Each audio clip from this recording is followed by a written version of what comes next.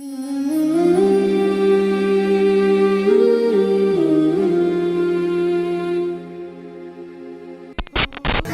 kemudian masalah Islam Nusantara ini kaitannya adalah bagaimana mengislamkan orang-orang di Indonesia dengan memperhatikan latar belakang masyarakat Melayu, tentunya itu tidak ada masalah.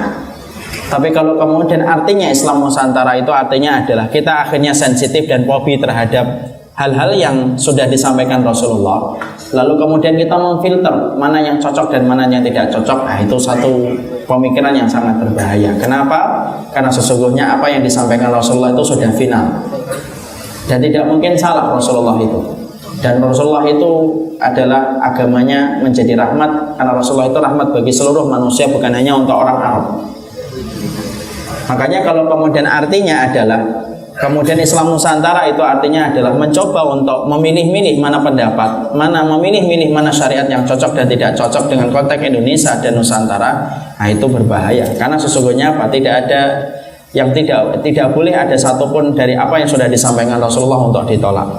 Karena Rasulullah diutus bukan untuk kehidupan Arab, tapi Rasulullah diutus untuk kehidupan seluruh manusia. Makanya kalau ada yang mengatakan ada ajaran Rasulullah yang tidak cocok disampaikan di sini, pertanyaan saya balik. Kalau Rasulullah salah, lo yang benar siapa? Kamu. Yang benar siapa kalau Rasulullah sudah salah? Kalau Rasulullah sudah kamu katakan salah, ini cocoknya untuk orang Arab, di sini tidak cocok, berarti kan Rasulullah salah. Terus yang benar siapa? Nah itu yang kita harus ini. Makanya kemudian inilah yang kita harus pahami. Karena kadang-kadang hari ini orang-orang yang berusaha untuk menyimpang dari agama Allah itu memakai baju yang bermacam-macam dan memakai nama yang terkadang berbeda-beda. Tapi intinya sama, mencoba untuk meninggalkan apa yang disampaikan oleh Rasulullah. Dulu ada ajaran Quraniyun, ikhwan, yang menolak hadis sama sekali dan tidak mau mengambil hadis, menyebut dirinya Quraniyun. Padahal itu bukan Quraniyun, dia mengingkari sunnah yang disampaikan Rasul. Dan itu perkara usul, ikhwan. Dan Allah ketika memilih orang Arab itu untuk membawa agama ini tegak pertama kali itu tidak pernah salah. Karena Allah, kalau Allah itu salah, siapa yang benar kalau Allah sudah salah? Kenapa Allah itu kemudian memilih orang Arab untuk membawa agama ini dan menyebarkan agama ini pertama kali?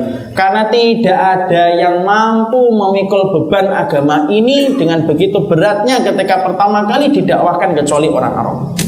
Dan itu adalah orang Quraisy yang telah dipilih oleh Allah untuk menemani Rasulullah, dan dipilih mereka itu dihidupkan bersama dengan Rasulullah. Abdullah bin Mas'ud itu berkata, Allah itu ketika melihat hatinya manusia, tidak didapatkan hati manusia yang paling baik kecuali hatinya Rasul. Makanya dipilih Muhammad menjadi Rasulnya. Kemudian dilihat kembali hati manusia dan tidak ada hati yang paling baik kecuali hatinya para sahabat. Dipilih oleh Allah untuk menjadi sahabatnya Rasulullah. Makanya kemudian Allah tidak mungkin salah ketika memilih orang dan memilih kabilah ketika menurunkan pertama kali Islam itu disampaikan. Jadi tidak ada yang mampu memikul beban berat agama ini kecuali adalah orang-orang Quraisy dan orang-orang Arab, dan itulah salah satu keistimewaan dan kelebihan mereka.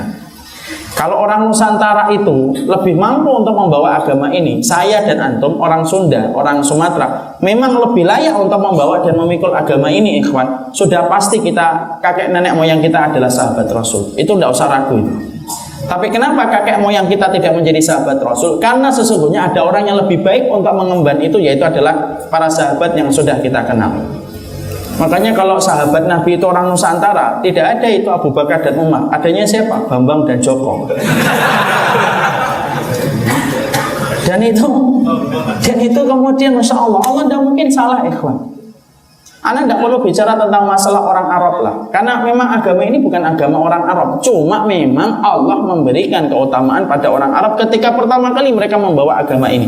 Kemuliaan itu terletak pada ketakwaan kita. Tidak usah sensitif sama Arab.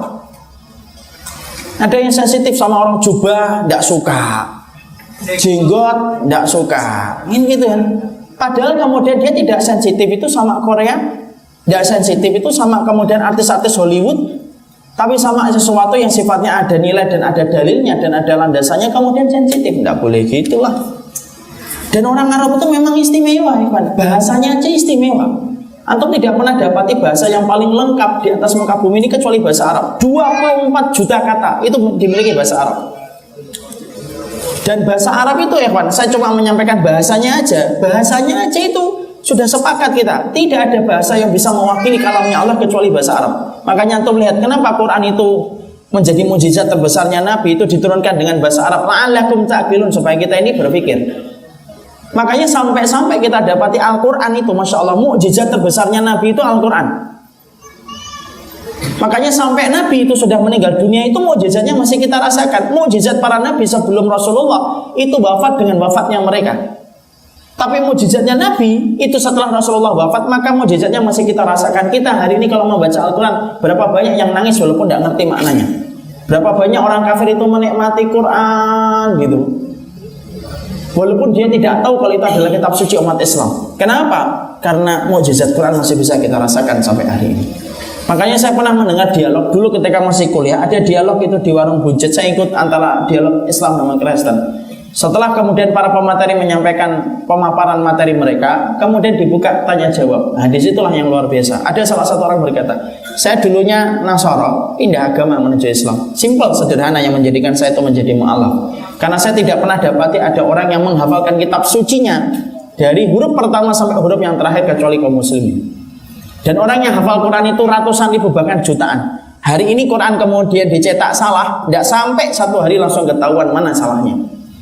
Kemudian dia berkata, kalau ada orang di agama lain yang hafal kitab sucinya sebagaimana kaum muslimin menghafalkan kitab sucinya, saya siap kembali keluar dari Islam. Dan tidak bisa terjadi. Itu baru bahasa Arabnya ya.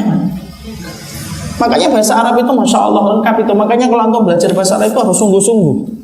Kalau bagi yang sudah belajar, jangan kemudian awal-awal dua semangat, lama-lama rontok satu persatu, muridnya tinggal dua, yang satu ngantuk, yang satu kamar mandi. Kasihan ya kawan. Makanya bahasa Arab itu lengkap sekali ya kawan. Antum tahu nggak? Kita ambilkan contohnya. Setiap kata dalam bahasa Arab itu punya makna. Contoh, kenapa perjalanan itu disebut dengan safar? Safar itu dari kata bana wawadhoha, nampak dan jelas. Kenapa disebut nampak dan jelas? Karena orang kalau dalam perjalanan, maka sesungguhnya akan nampak dan jelas bagaimana tabiat dan karakternya itu kalau sudah perjalanan. Makanya antum jangan buru-buru mengatakan ini sahabat saya. Saya akan tanya, pernah safar nggak sama dia 3 hari? Belum pernah. Antum belum sahabatnya. Tuh, satu kata punya makna. Itu baru bana, baru kemudian safar bana wawadhoha. Itu dalam bahasa Arab. Belum lagi kemudian kata yang lainnya. Contoh, kenapa ibu dalam bahasa Arab disebut dengan ummi? Ummi itu ama yang umum, sesuatu yang dicari. Di tengah keramaian itu yang dicari itu ummi, ibu. Makanya kalau antum di dalam rumah, siapa yang paling dicari di dalam rumah itu? Ibu. Anaknya belum sarapan, yang dipanggil siapa? Ibu. Tidak ada kan? Pak, belum sarapan. Bapaknya jawab, oh saya aja belum ngeteh.